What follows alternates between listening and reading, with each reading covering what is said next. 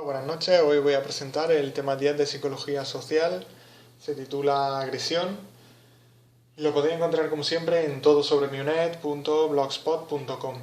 Espero que sea el último que veáis con letra azul por mi parte, sabéis que en realidad tiene unos colores diferentes, está escrito en negro y tiene la serigrafía del blog por arriba y abajo y los cuadros son en amarillo, pero como sabréis los que hayáis estado siguiendo los últimos vídeos, he tenido problemas con la impresora. Espero que en los próximos ya o se porte bien o la tiraré por la ventana y compraré otra y ya está. Así que, por comentaros un poco, decir que el tema se ha quedado en 10 páginas, que el tema en el libro tiene 36 y para algunos eso no será un muy buen resumen, porque solo lo he acortado a una tercera parte más o menos.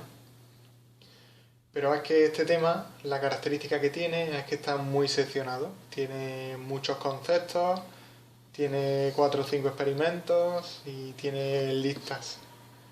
Las listas en el libro vienen a lo largo a lo mejor de una página entera y te mezcla un poco una con otra y al final, aunque es un tema asequible, que leyéndolo varias veces no deberíamos tener mucho problema con él, porque son cosas medianamente de sentido común, sí que es cierto que cuando te pones a leer 36 páginas y empiezas a enlazar una idea con otra y una lista de características con otra y con otra, a la larga pues empieza a hacerte un batiburrillo que yo he intentado evitar. ¿Cómo lo he hecho? Pues poniendo muchos puntos ahí aparte cuando lo he visto necesario, sacando los conceptos siempre aparte, no metiéndolos, incluyéndolos en un párrafo de 10 líneas, poniendo los experimentos en cuadritos y en otro color, que casi apetece encontrártelos por desintoxicar un poco el tema y decir, vale, todo esto que me acabo de leer le hicieron un experimento, con lo cual, bueno, vamos a ver, vamos a profundizar y me va a ayudar a entenderlo un poco mejor. Así que todo eso lo he sacado aparte. Y es un tema que debería leerse rápido, porque, como os digo, todos esos espacios no nos los vamos a encontrar cuando lo lea. Haré una pequeña pausa, pero no será lo mismo que cuando estamos leyendo. Entonces ha ocupado mucho, pero realmente creo que va a ser bastante dinámico y bastante sencillo de leer y de entender. Vamos al lío. Psicología social, tema 10, agresión. La agresión es una capacidad y una tendencia que todos los seres humanos poseemos. El que la manifestemos en mayor o menor medida depende de múltiples factores. La psicología social entiende la agresión como un problema social que se produce en la interacción entre individuos y entre grupos, y que resulta de la influencia conjunta de las características personales de los implicados y de las condiciones sociales y situacionales en las que ese comportamiento tiene lugar. Si existe la agresión, es porque tuvo un indudable valor adaptativo para la supervivencia de nuestra especie.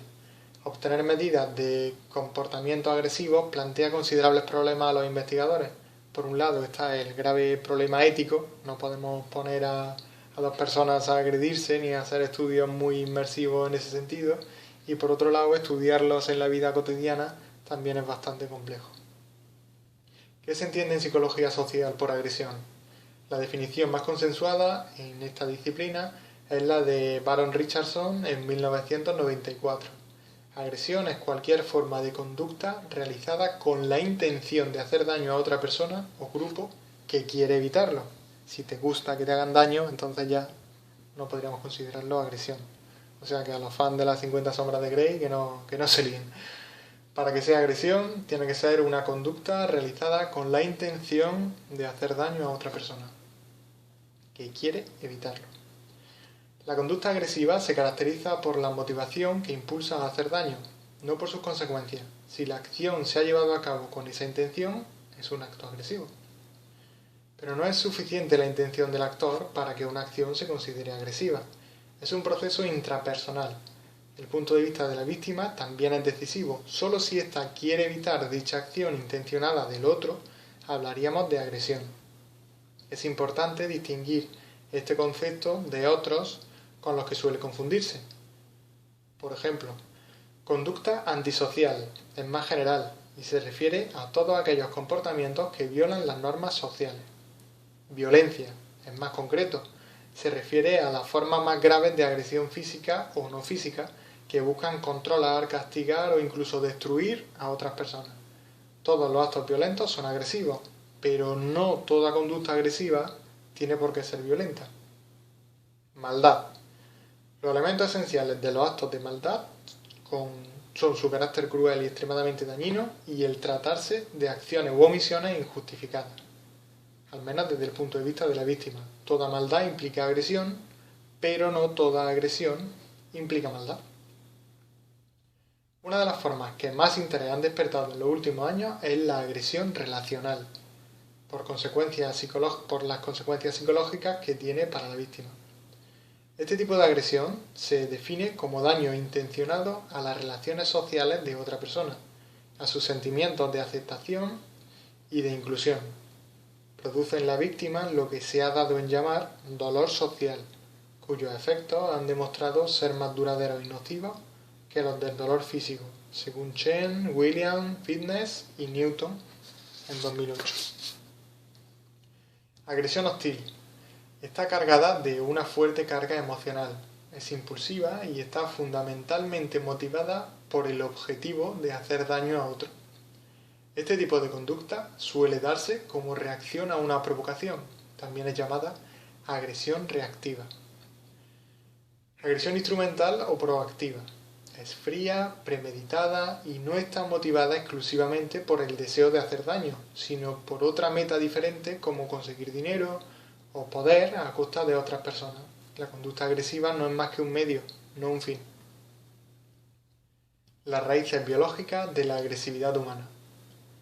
Hay varios indicios que avalan el componente innato de la conducta agresiva.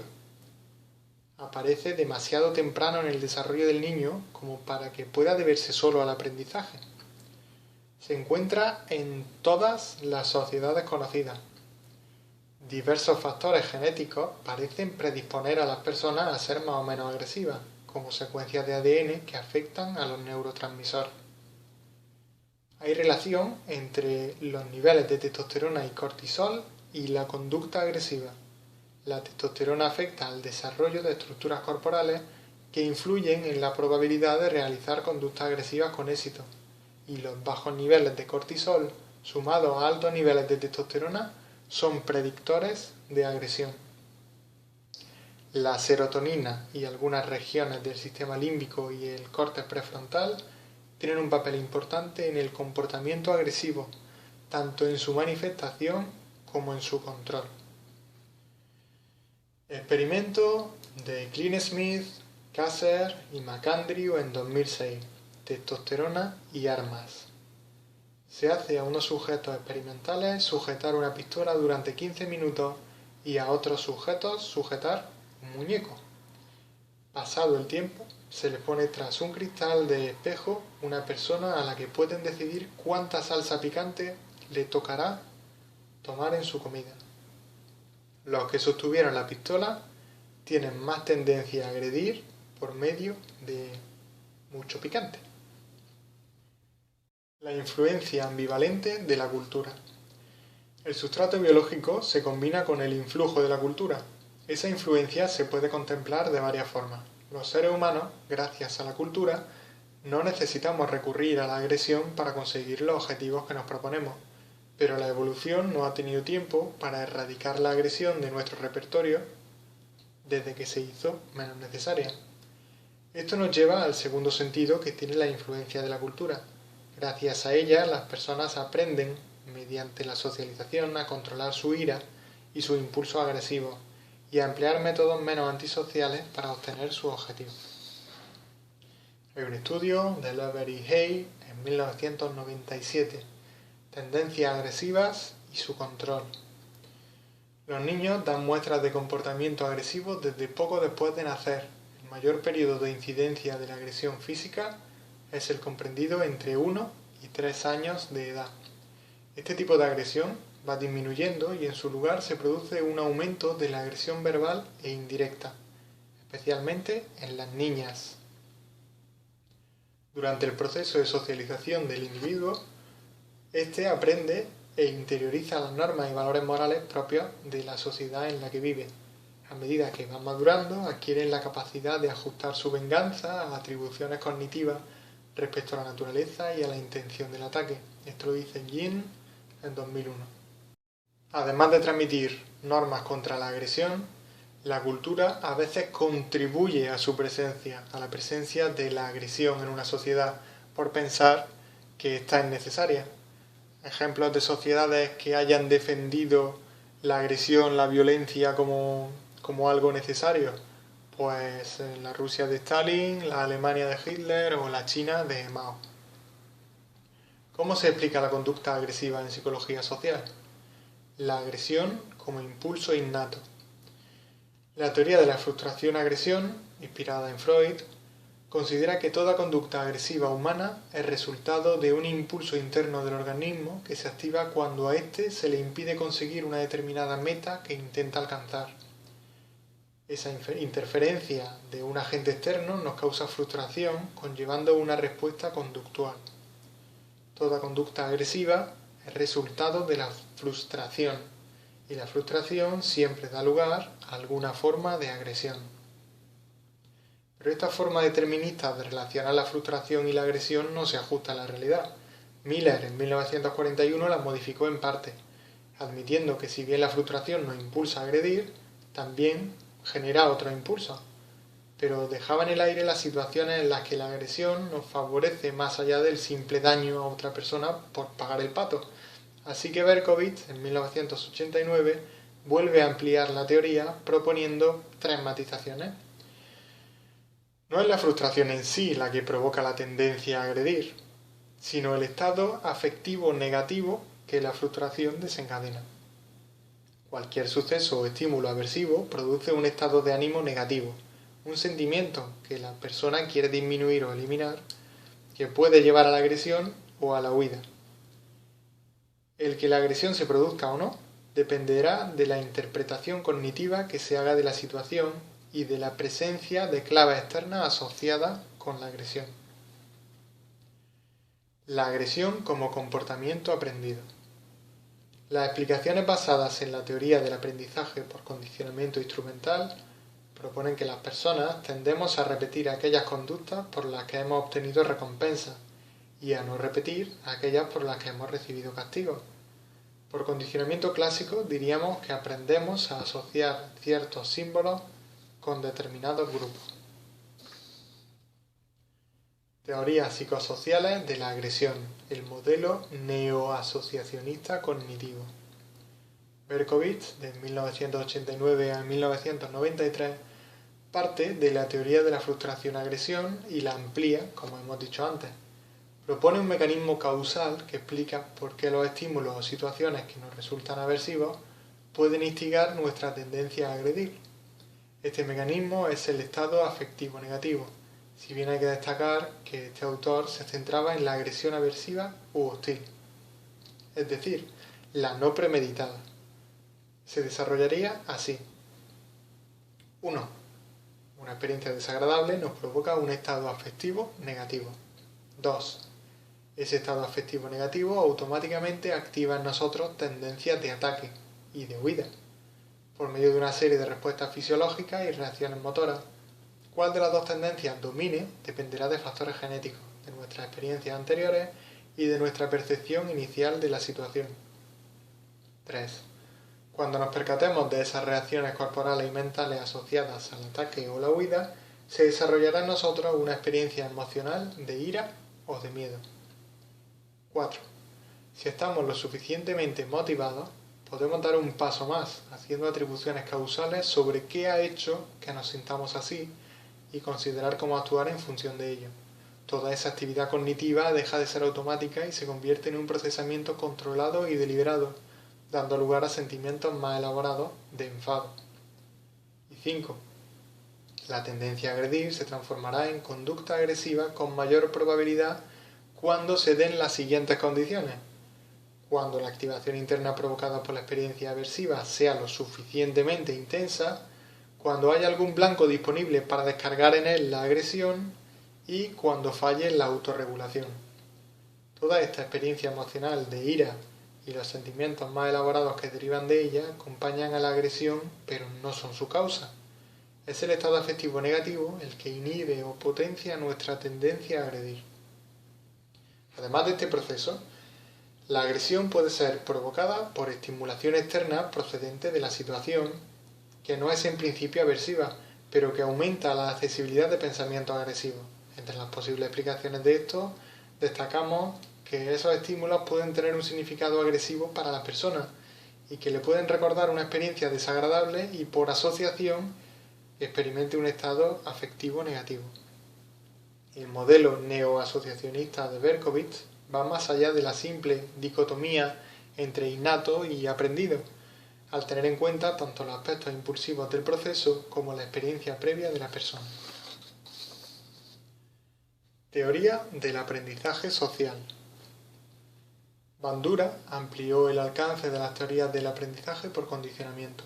Según su teoría del aprendizaje social, el comportamiento agresivo se aprende no solo por las consecuencias que tiene para el que lo realiza, sino viendo a otras personas comportarse agresivamente. Una vez observada y aprendida, la conducta puede ser imitada.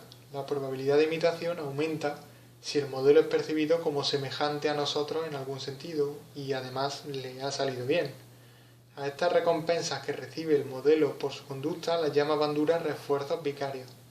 Aunque los refuerzos vicarios aumenten la probabilidad de intimidación, no son imprescindibles y se puede adquirir la conducta simplemente por observarla en otro. Hay también mecanismos internos que regulan la ejecución de la conducta, como las normas morales personales. Si una vez adquirida e imitada una conducta recibimos recompensa por ella, esa adquisición se verá reforzada y el comportamiento se consolidará. Se mantendrá a base de refuerzos contingentes aunque la hayamos aprendido por mera observación. A diferencia del modelo de Berkovits, el de Bandura considera que la agresión es una forma de comportamiento instrumental que se realiza para obtener algún tipo de recompensa. Le da un papel fundamental a la cognición. Sin una representación mental clara del comportamiento no podríamos imitarlo. La teoría del aprendizaje social es el principal enfoque a la hora de explicar cómo las personas adquieren comportamientos agresivos y los mantienen en su repertorio conductual. Ha demostrado ser especialmente relevante para conceptualizar la influencia que ejercen las personas en la observación de violencia en los medios. Modelo general de agresión de Anderson y Bushman en 2002. Constituye la integración de las aportaciones de los otros dos modelos. Quiere tener en cuenta los factores biológicos, ambientales, psicológicos y sociales para explicar cómo aparece un acto agresivo en una situación concreta y cómo se desarrolla este tipo de comportamiento a lo largo del tiempo. De acuerdo con este modelo, el punto de partida de una interacción agresiva reside en características personales del actor y en estímulos externos que coinciden en una determinada situación y evocan procesos internos interrelacionados. Este estado interno da lugar a una evaluación rápida y automática de la situación. Si el actor carece de tiempo, capacidad y o motivación, actuará de forma impulsiva. En caso contrario, tendrá lugar una fase de reevaluación más controlada y elaborada, en la que surgirá el razonamiento y los juicios morales, y lleva a la selección y ejecución de una respuesta conductual concreta. Cuanto más a menudo la persona realiza actos agresivos sin consecuencias negativas, o más se expone a la violencia de los medios o del ambiente, más bajo es su umbral para elegir ese tipo de actos en el futuro. Además de su carácter integrador, tiene una importante proyección aplicada para el diseño de programas de intervención destinados a prevenir la violencia.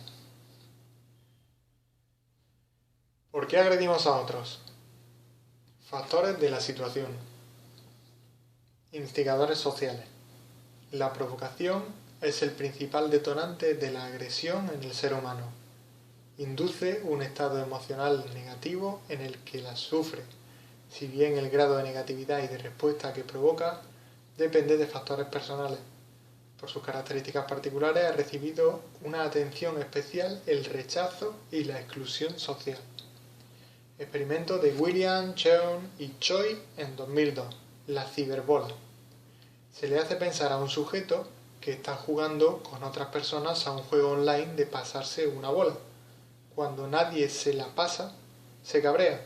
Incluso cuando se le hace ver que no se la pasan por pertenecer a otro grupo, se sigue cabreando. En plan de no te la paso porque eres de otro equipo o de otro país o lo que sea. No importa, aunque sepan que no es nada personal, se siguen cabreando. Experimento de Twins, Baumister, Thais y Stuck en 2001. La vida solitaria.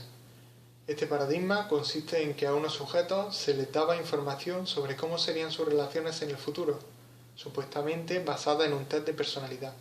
A los que se les decía que pasarían el resto de su vida solos, se les observaba un comportamiento mucho más agresivo. La respuesta agresiva parece más probable cuando la persona rechazada no tiene expectativas de volver a ser aceptada. En estos casos no es infrecuente que se busque esa aceptación en grupos extremistas y muchas veces violentos.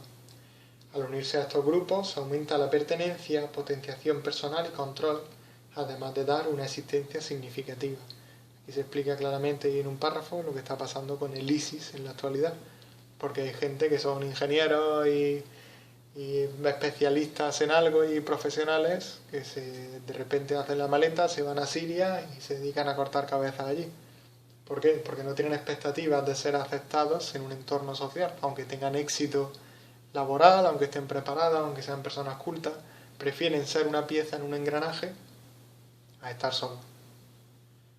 Otro factor instigador es sentirse injustamente tratado. La gente experimenta una privación relativa, que consiste en una imposibilidad percibida de alcanzar algo que se considera una aspiración razonable o justa, porque otro grupo o persona se lo impide.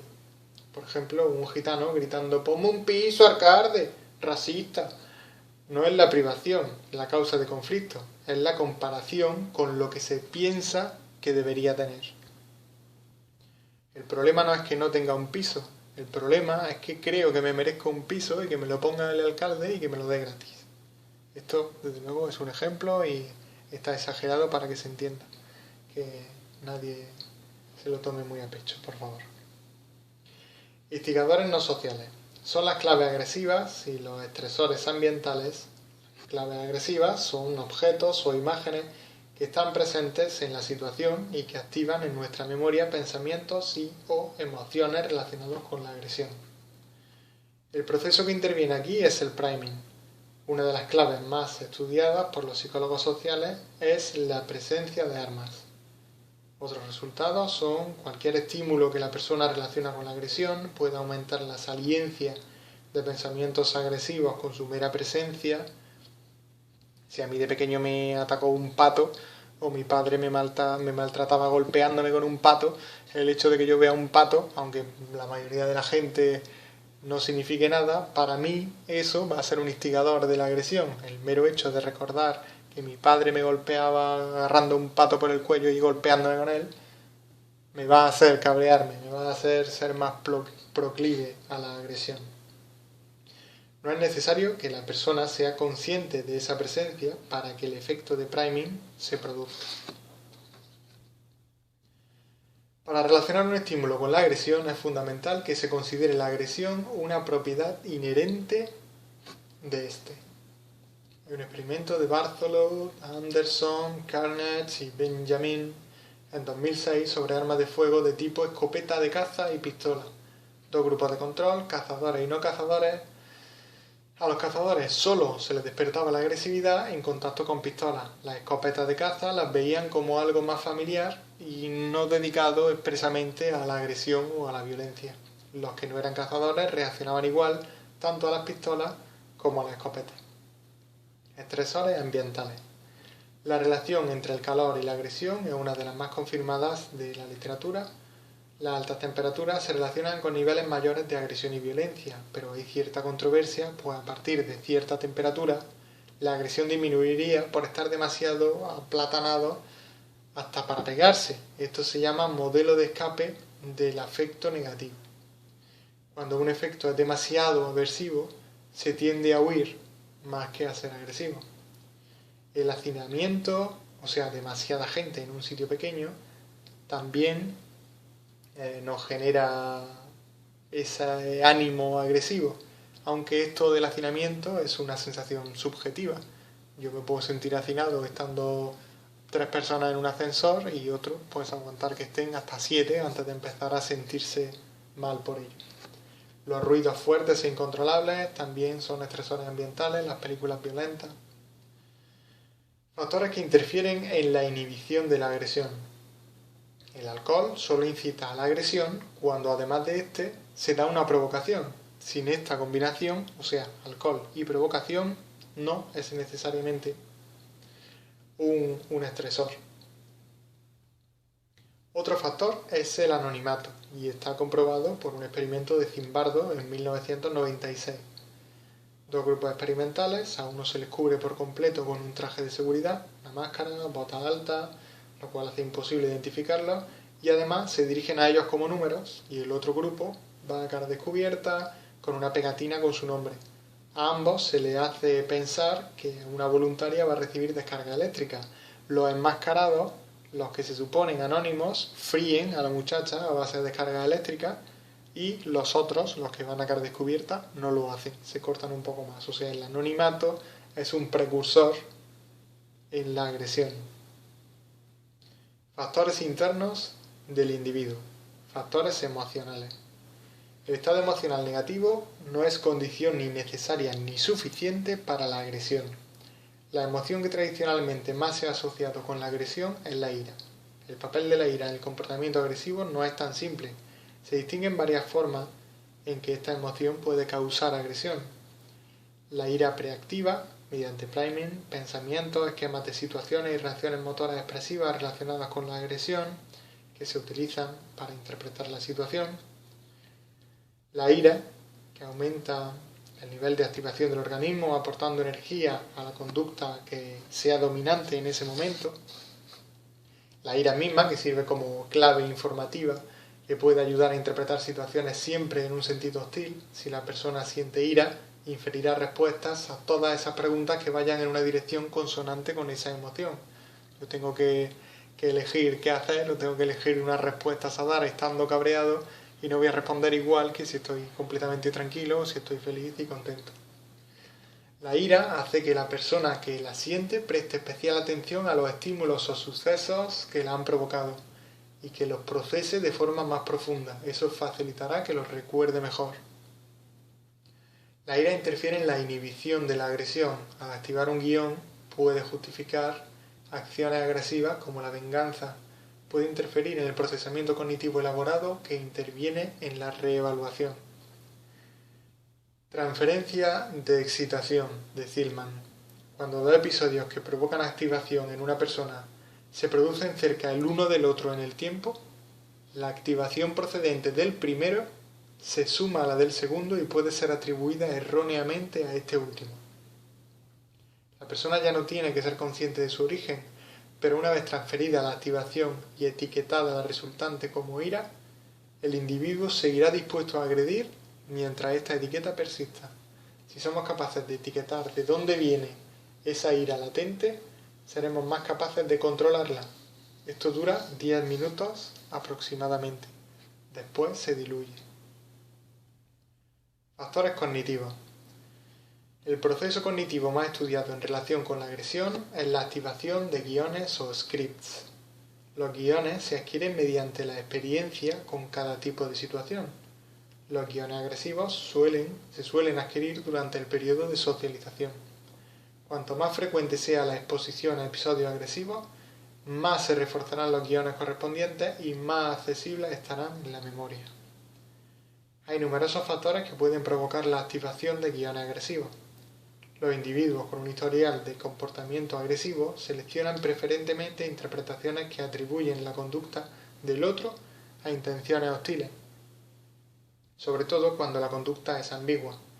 Este sesgo atributivo hostil suele activar un guión agresivo y aumentar la probabilidad de que el individuo seleccione una respuesta agresiva dentro de su repertorio conductual. Otro proceso de carácter cognitivo que puede fomentar la conducta agresiva es la rumiación. Son pensamientos recurrentes referidos a una meta frustrada o a una provocación. Tiene la propiedad de mantener los sentimientos de ira tiempo después del suceso que los provocó y puede aumentar la agresión por cualquiera de estas vías. Esta redirección de la agresión se produce sobre todo cuando no es posible o aconsejable vengarse del provocador. La desconexión moral consiste en considerar que los criterios éticos o morales que rigen el propio comportamiento en situaciones normales no se aplican en un caso concreto. Hay varios mecanismos por los que puede producirse la desconexión moral. Uno es la justificación moral.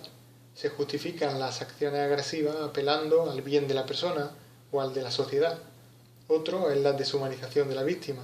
Era tan malo que se lo merecía, no era humano. Lo mismo ocurre con otros procesos como la culpabilización de la víctima, la difusión de la responsabilidad o de la obediencia ciega a una autoridad. Factores de riesgo. El ambiente familiar. Los niños suelen ser observadores curiosos de lo que ocurre a su alrededor. Sus padres ejercen una fuerte influencia en ellos, un modelo de conducta. El niño aprende observándolo, adquiere pautas de conducta, comportamiento y guiones de situaciones que presencia habitualmente y que acaban afianzándose y resultando muy accesibles en su mente. Las amistades son una poderosa influencia sobre la agresión. Los niños moderadamente agresivos son considerados populares, como modelos a los que imitar, pero los muy agresivos tienden a ser rechazados y para formar parte de un grupo se acaban uniendo entre ellos, dándose un feedback negativo. La cultura. Muchas de nuestras actitudes y valores proceden de la cultura a la que pertenecemos y nos han sido transmitidos a lo largo del proceso de socialización, a través de la familia, la escuela y otras instituciones. Cuando esa cultura tolera la agresión, sus miembros creen que es una vía normal de resolver conflictos y alcanzar metas. Las culturas del honor se encuentran en el Mediterráneo, en el sur de Estados Unidos y Latinoamérica. Son susceptibles a ataques contra ellos mismos y contra la familia. ¿Vale? Recordamos el ambiente mafioso y demás. Nos dice que se encuentra sobre todo estas culturas del honor en el Mediterráneo, sur de Estados Unidos y Latinoamérica. Esta es una pregunta de examen. Los medios de comunicación no son un factor instigador, sino un factor de riesgo. La violencia de los medios puede reforzar el efecto de otros factores de riesgo, sobre todo el de la exposición a la violencia en la vida real. Los estímulos violentos difundidos por los medios pueden afectar al comportamiento agresivo a través de diversos mecanismos. A corto plazo aumenta la activación fisiológica y de emociones relacionadas con la agresión y hace más accesibles los pensamientos agresivos. A la larga son la base para un aprendizaje observacional que acaba desensibilizando. Baja la preocupación empática ante el sufrimiento de otros. Si bien no se puede evitar, convendría que el consumo de ellos, de los medios de comunicación, fuera crítico. Factores personales. Hay factores biológicos, bajos niveles de serotonina y cortisol, ya lo hemos explicado, rasgos de personalidad, un estilo atributivo hostil, especialmente son propensos a percibir en los demás una actitud hostil. Los narcisistas son más propensos a experimentar ira y a reaccionar de forma muy agresiva cuando sienten amenazada su elevada imagen, la elevada imagen que tienen de sí mismos. La búsqueda de autoestima positiva se cae en el demasiado ímpetu por demostrarse a sí mismo y a los demás que se es bueno y digno de respeto. El autocontrol, si hay un fallo en la autorregulación, los criminales, por ejemplo, tienen poco autocontrol. Las creencias personales, principios de autoeficacia, yo me lo guiso y yo me lo como, tomarse la venganza por su mano, la justicia por su mano, quiero decir. Las diferencias de género, los hombres se agreden más físicamente y las mujeres más emocionalmente. No es que agredan más los hombres que las mujeres, sino que los hombres agreden más físicamente y las mujeres agreden más emocionalmente. La agresión grupal, el bullying o acoso escolar.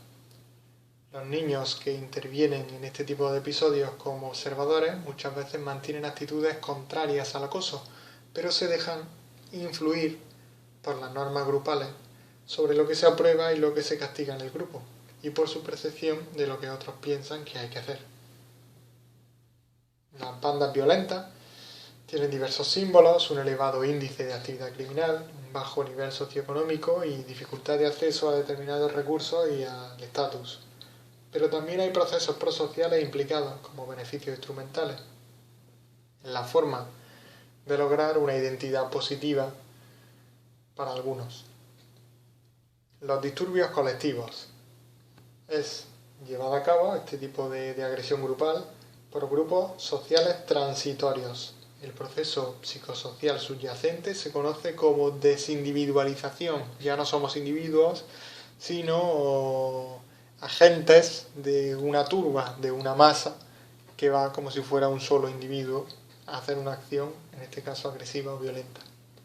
Una conducta agresiva de las masas como resultado de la pérdida del sentido de identidad y responsabilidad individuales que lleva a las personas a comportarse de forma impulsiva y antinormativa y a realizar conductas que normalmente se reprimirían. La conducta colectiva es más agresiva que la conducta individual. El terrorismo es una forma de violencia impulsada por motivos políticos. Pretende provocar sentimientos de terror e indefensión en la población con el fin de influir en sus decisiones y modificar su conducta. Pueden generar estrés postraumático. Prevención y reducción del comportamiento agresivo. La psicología social conceptualiza la conducta agresiva como el resultado de la historia del aprendizaje del individuo a lo largo del proceso de socialización y la interrelación de procesos fisiológicos, emocionales y cognitivos en una situación concreta. Una de las estrategias basadas en el aprendizaje por condicionamiento instrumental sería desaprender a comportarse agresivamente por medio del castigo, que debe cumplir unas condiciones, percibirse siempre que se haga la conducta y asociarlo a ella antes de recibir algún beneficio que ésta pudiera provocar.